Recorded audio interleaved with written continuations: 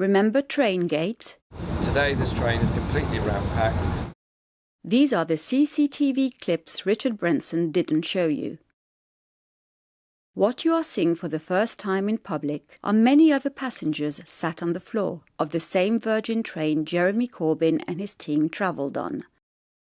What about all those empty seats he passed? The image tweeted by Richard Branson claiming to show unreserved seats clearly shows reserved seats.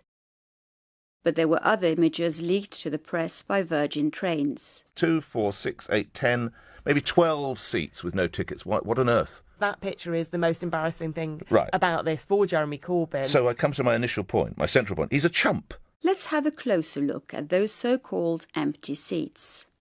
This was the image much of the media was happy to show the world.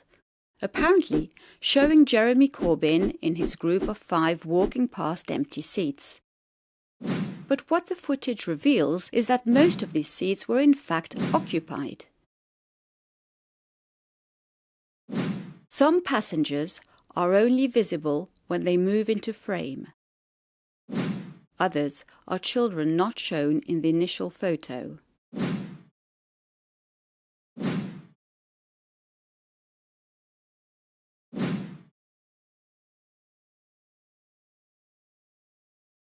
This is the truth behind Traingate. On the 11th of August 2016, Jeremy Corbyn in a group of 5 boarded the 11 a.m. Virgin train from London King's Cross to Newcastle. He was offered a free first-class upgrade by the train staff. He declined. The group of 5 walked the entire length of the train, passing many fellow passengers who failed to find seats. Some stood, others decided to sit on the floor.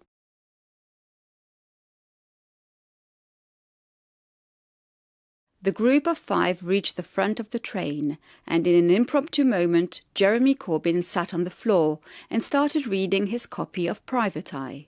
Yanis Mendes, the filmmaker travelling with the group, filmed this impromptu moment. Approximately 16 minutes into the journey, Emma Rees, director of programming for the campaign, went to talk with the conductor to see what could be arranged. The conductor moved several passengers into first class and seats became available. Almost 40 minutes into the journey, the group walked back down the train to their new seats.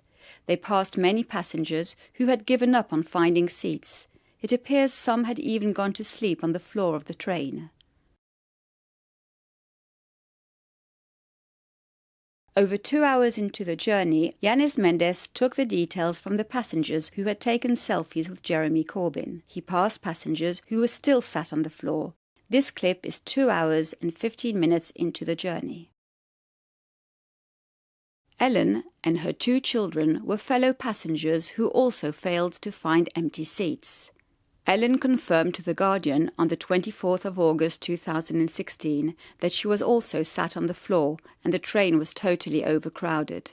Karen Harrison, travelling with her mother Rose, used this opportunity to take selfies with Jeremy Corbyn. 12 days later, Karen Harrison tweeted that the train was indeed chocker. The group of 5 were not alone at the front of the train. Comedian Simon Lukacs also ended up at the front of the train. 12 days later, he tweeted at Richard Branson confirming he had stood on the train for a good deal of the journey, as had others on the train. 11 minutes before the group arrived into Newcastle, Yanis Mendes took a picture of a young couple, Sam and Iman, who were also travelling to Newcastle. This photo was taken at 13:46. They had been sat on the floor of the train for almost 3 hours. The train arrived into Newcastle at approximately 13:57. Virgin Trains released selective CCTV clips on the 23rd of August 2016, 7 days after the original story broke. The next day, Yanis Mendes made a formal request for all his CCTV data. It took just under 7 months for Virgin Trains to comply. Virgin Trains did not provide all of the CCTV footage due to technical difficulties, blackouts, and freezes, which are present throughout the footage. Time codes, dates and CCTV information on much of the footage was provided on a separate document by Virgin Trains. In the original account, The Guardian was told that Jeremy Corbyn had found a seat later in his journey.